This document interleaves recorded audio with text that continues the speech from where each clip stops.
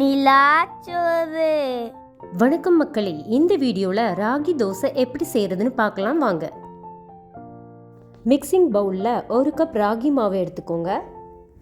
அது கூட 1/4 கப் ரவை, 1/4 கப் அரிசி மாவு, தேவையான அளவு உப்பு சேர்த்து நல்லா மிக்ஸ் பண்ணிக்கோங்க. கொஞ்சம் கொஞ்சமாக தண்ணீர் விட்டு கட்டிகள் இல்லாமல் மாவை ரெடி பண்ணிக்கோங்க.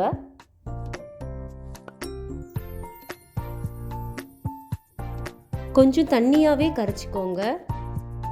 கரைச்சி வச்சிருக்கிற மாவில் 1 டேபிள் ஸ்பூன் சீரகம் சேர்த்துக்கோங்க. ஒரு பெரிய சைஸ் வெங்காயத்தை சின்னதாக நறுக்கி அதையும் சேர்த்துக்கோங்க.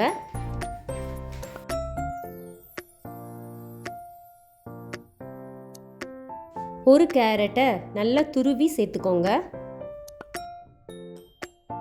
கொஞ்சமாக கொத்தமல்லி இலையை நல்லா சின்னதாக நறுக்கி சேர்த்து எல்லாத்தையும் நல்லா கலந்து விடுங்க.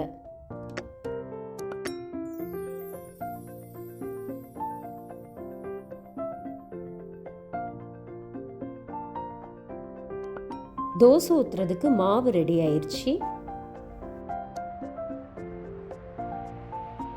தோசைக்கல் சூடானதும் மாவை நல்லா கலக்கி விட்டு ஊற்றுங்க.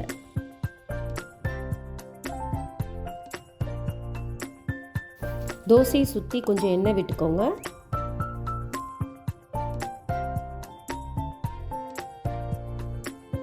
நார்மல் தோசையை விட கொஞ்சம் டைம் எடுக்கும் வேகிறதுக்கு. நல்லா ஒரு சைடு வெந்ததுக்கப்புறம் திருப்பி போட்டு தோசையை எடுத்துடலாம். மிகவும் சத்தான ராகி தோசை ரெடி. நீங்களும் வீட்டில் ட்ரை பண்ணி பாருங்கள். Like, share and subscribe Nilachoru channel. Thank you.